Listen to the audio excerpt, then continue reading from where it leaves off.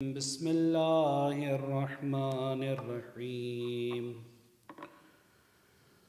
الحمد لله رب العالمين الحمد لله مالك الملك مجري الفلك مسخر الرياح فالق الإصباح ديان الدين رب العالمين الحمد لله الذي لم يتخذ ولدا ولم يكن له ولي من الذل وكبره تكبيرا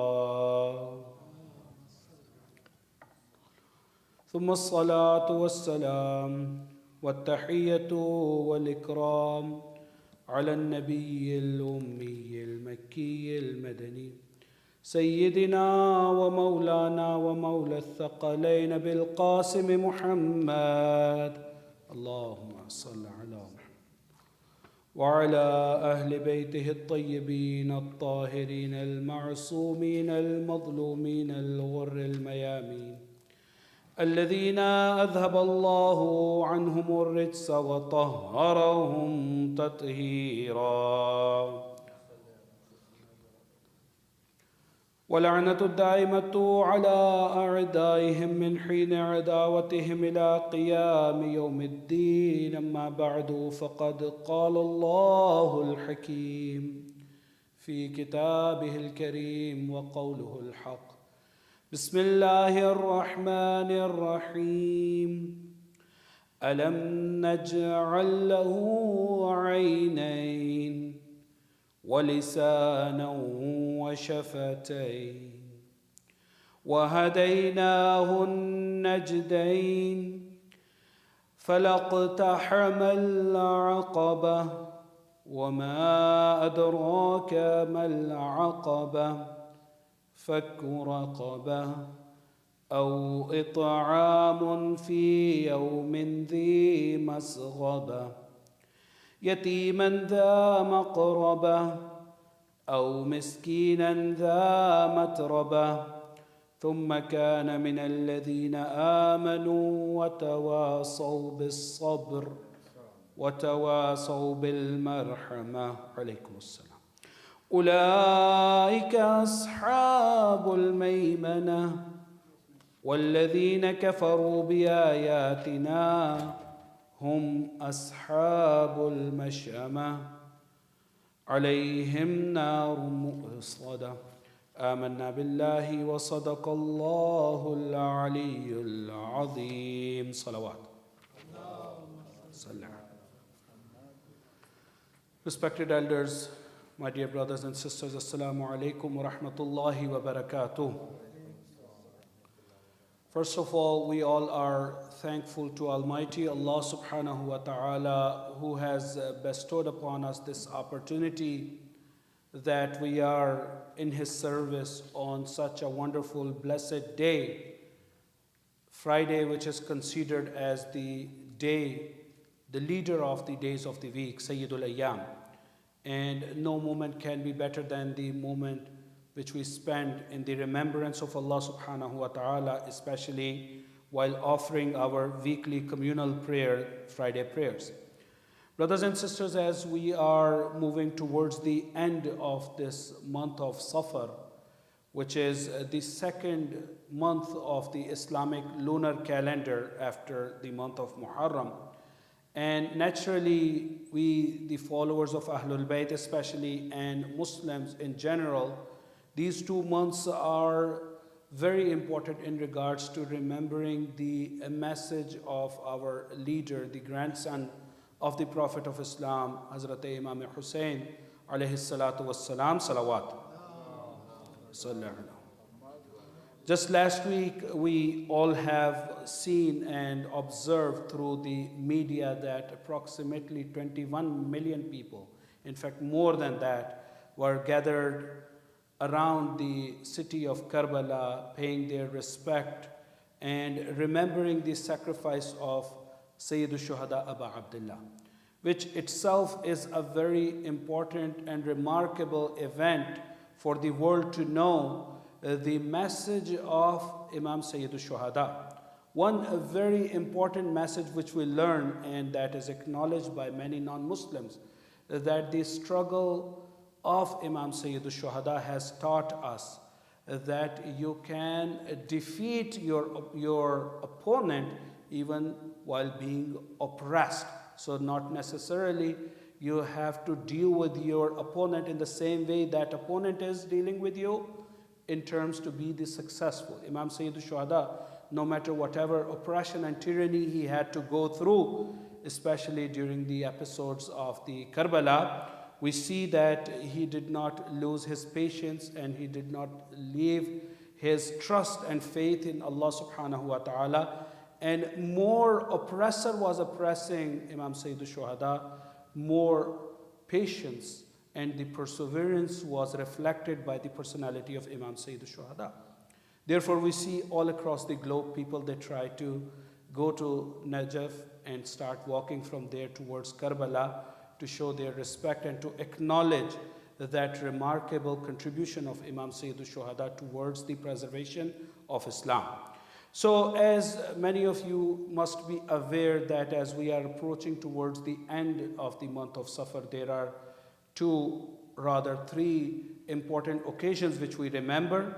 And during these days, as we are remembering 28th of Safar, the martyrdom of our second beloved Imam, and then the demise of the Prophet of Islam, and as well as per some narrations, the end of the Safar is marked as the martyrdom day of our 8th Holy Imam as well. So I have decided to speak about some of the ahadith in terms of the seeking some lessons from the teachings of Islam and teachings of Ahlul Bayt. So I have started with the recitation of a few verses from Surah Al-Balad, which is the chapter 90th of Holy Quran.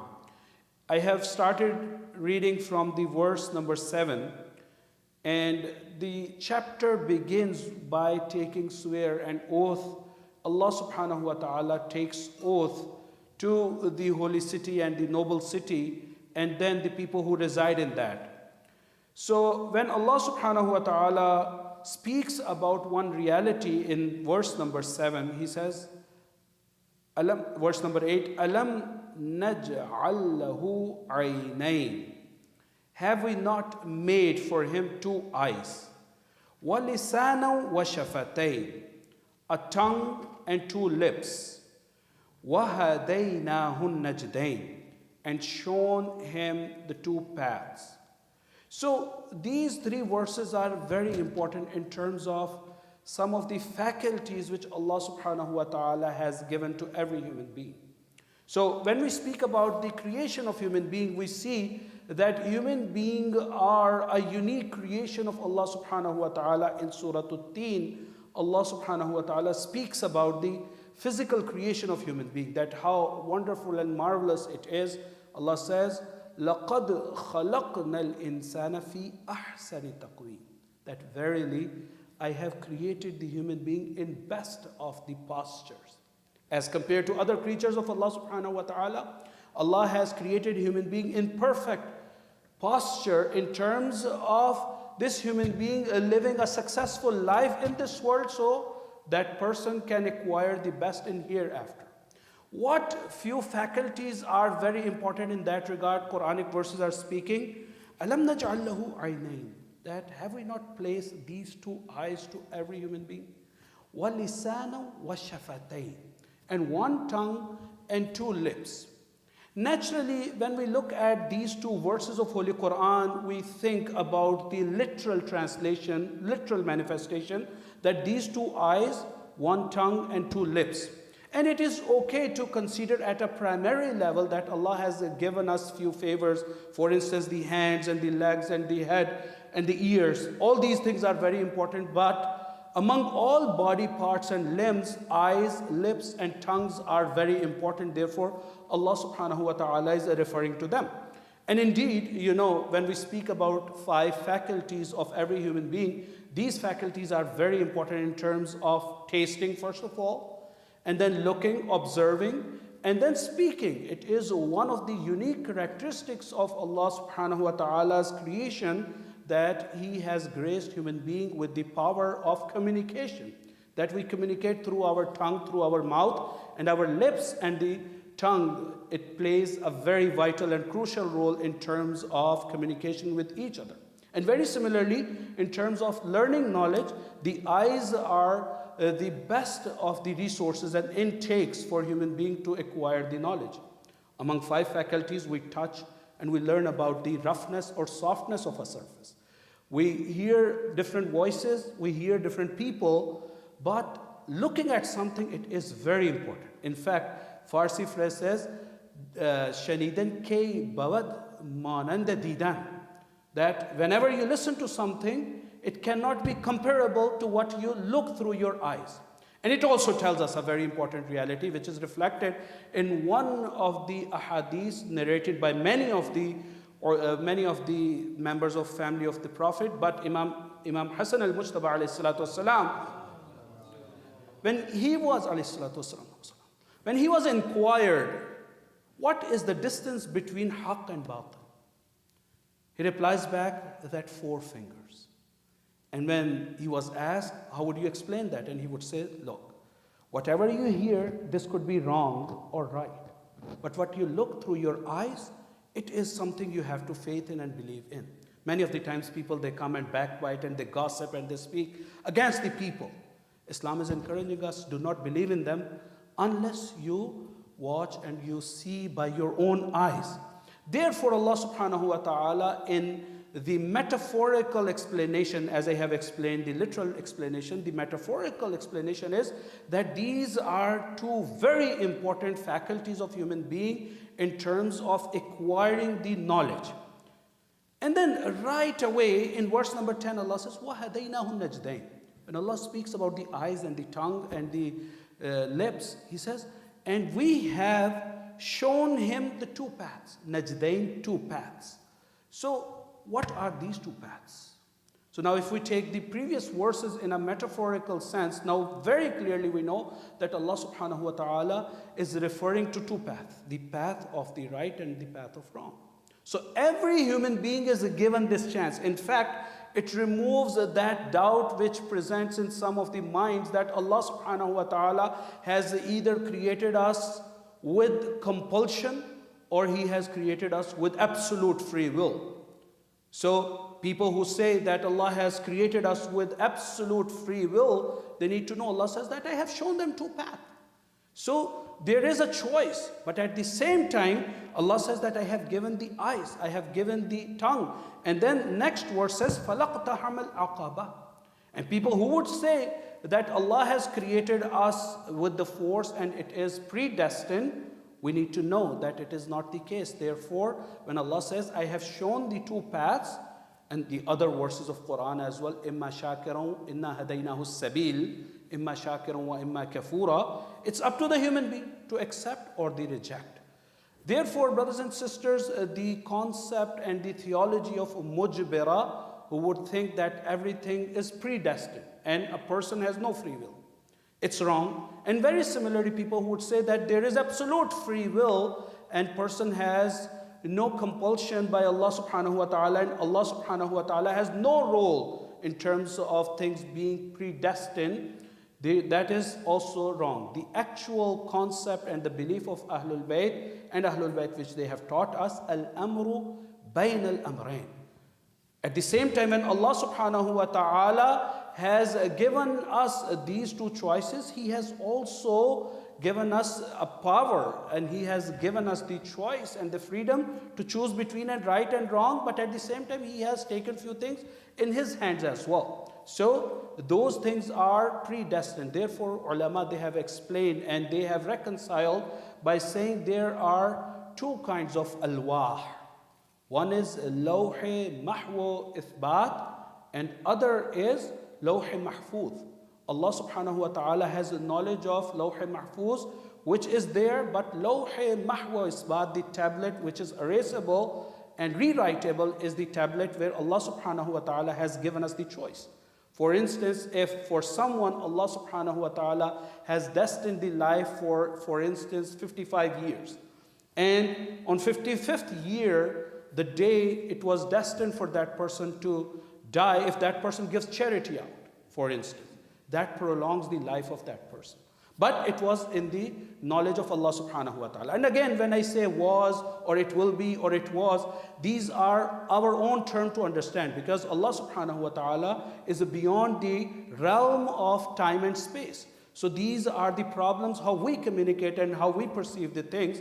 Otherwise, Allah subhanahu wa ta'ala's being is beyond the time and space. So, brothers and sisters, when Allah subhanahu wa ta'ala says, وَهَدَيْنَاهُ النَّجْدَيْنِ, that we have given the choice of two ways and two paths to everyone.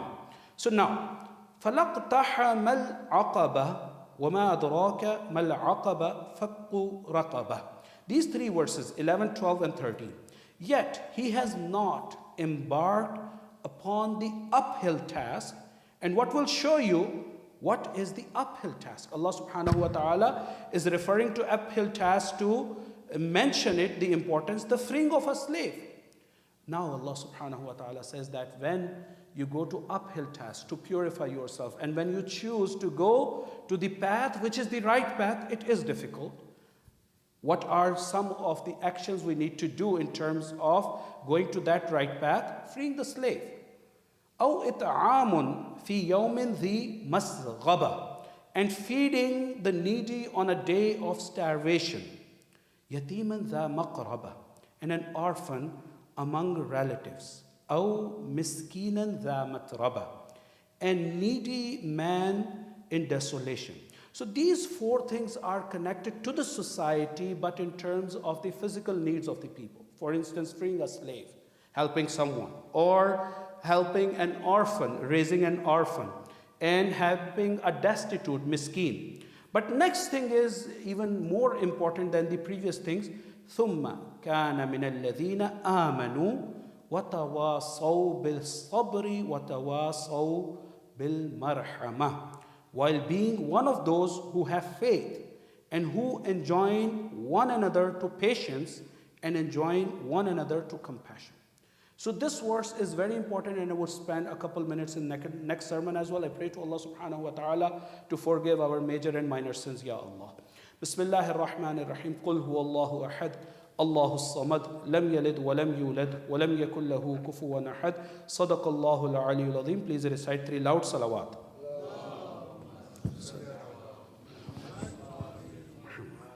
Allahumma salli ala Muhammad wa ali Muhammad. Allahumma salli ala Muhammad. A'udhu billahi minash shaitanir rajim. Bismillahir rahmanir rahim. Alhamdulillahi nahmaduhu wa nasta'inuhu wa nu'minu bihi wa natawakkalu alayhi wa nashhadu an la ilaha illa Allah wahdahu la sharika lah wa nashhadu anna Muhammadan abduhu wa rasuluhu.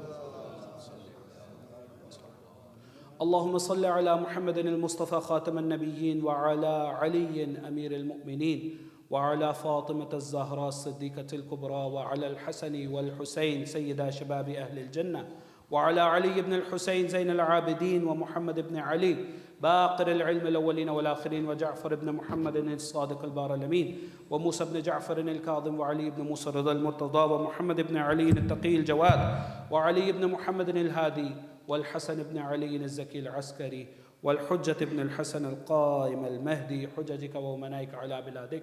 اللهم اغفر للمؤمنين والمؤمنات المسلمين والمسلمات الأحياء منهم والأموات تابع اللهم بيننا وبينهم بالخيرات إنك مجيب الدعوات إنك قاضي الحاجات إنك رافع الدرجات إنك على كل شيء قدير. وصلى الله على محمد وعلى الطيبين الطاهرين.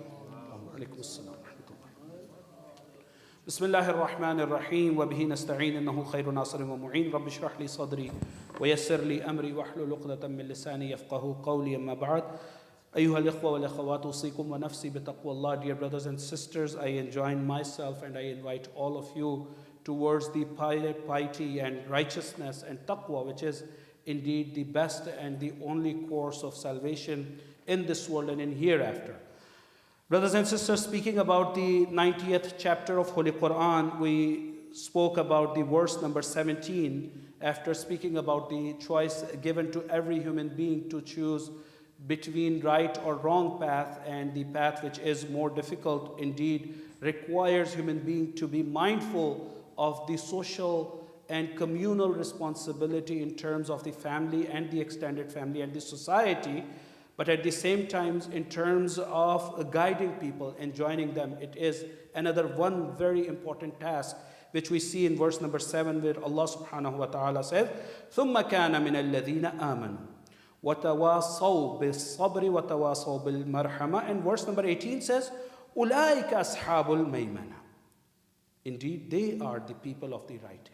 Allah subhanahu wa ta'ala speaks about these two factions, that the people of right hand are the people. Allah subhanahu wa ta'ala has listed some of the tasks which every person needs to take in order to be on the people of right hand, the people of the salvation, the people who will attain success. I have quoted few things that every person needs to be mindful of the orphans and having compassion to the people, but at the same time, مِنَ الَّذِينَ آمَنُوا. So these are few requirements in this verse number 17. The people, they have faith. The first thing is very important, having faith and conviction in Allah subhanahu wa ta'ala. وَتَوَاصَوْا بِالصَّبْرِ وَتَوَاصَوْا بِالْمَرْحَمَةِ. Tawasaw in Arabic, we use this word wasiyya, enjoining, inviting people. In many languages, in Urdu, Farsi, Arabic, in all three languages, this word wasaya, wasiyyat, sometimes it is used when someone makes a bequest or a will.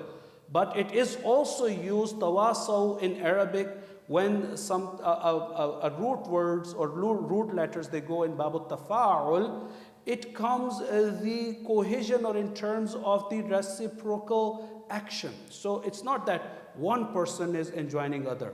The other person is also doing the same thing.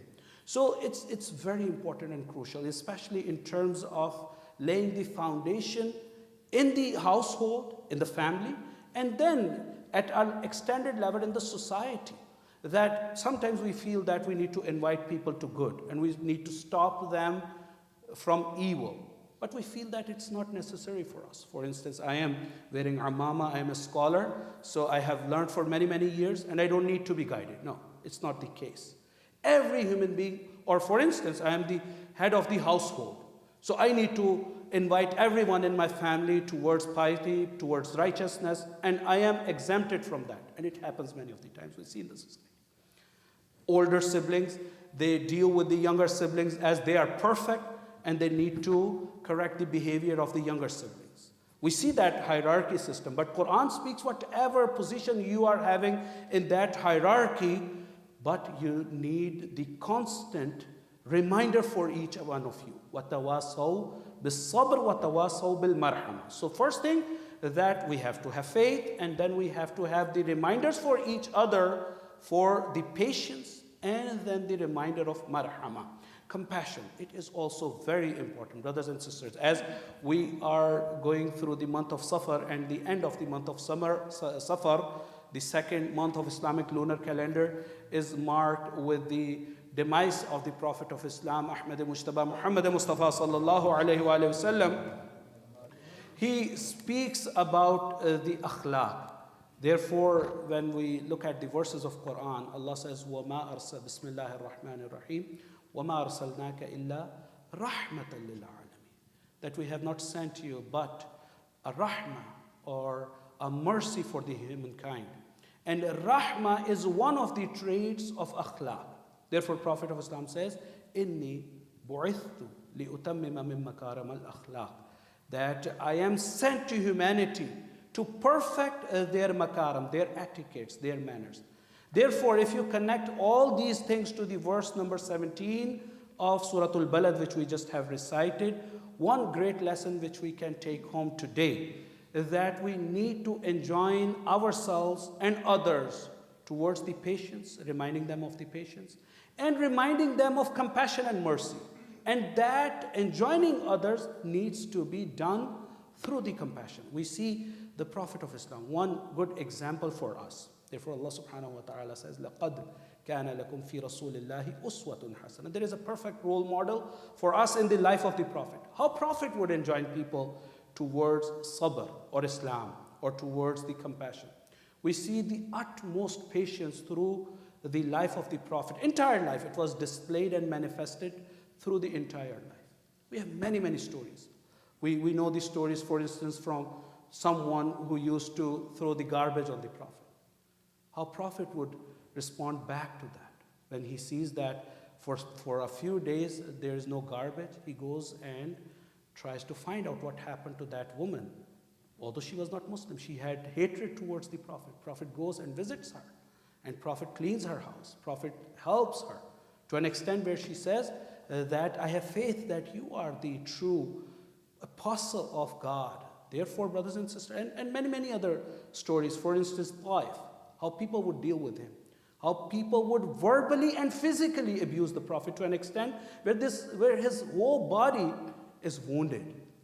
And then the angels are coming and saying, oh, the Prophet, if you were to ask, we can destroy these valleys by putting these two mountains on these people. And Prophet says, no, I ask Allah subhanahu wa ta'ala's compassion for them because they don't know me. They need to know the message. So brothers and sisters, these are the true examples for our lives as well, that we need to have, first of all, patience in all of our affairs.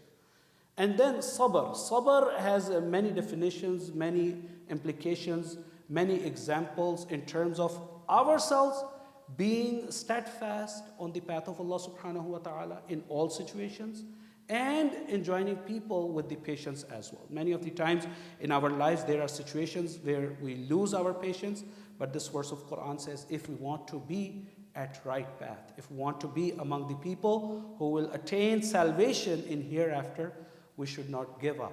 One, sabr; other, the patience and compassion and the mercy. So these are two great lessons which we can learn from Surah Al-Balad. I pray to Allah subhanahu wa ta'ala to help us to learn through the Quran and the teachings of the Prophet and his holy progeny, inshallah, and help us with the insight to practice upon what we have learned from these resources. Bismillahir Rahmanir Rahim. Wal Asr. Innal insana lafi khusr. إلا الذين آمنوا وعملوا الصالحات وتواصوا بالحق وتواصوا بالصبر صدق الله العلي العظيم صلوا على محمد وآل محمد صلاة الجمعة أعوذ بالله من الشيطان الرجيم بسم الله الرحمن الرحيم الله أكبر أشهد أن لا إله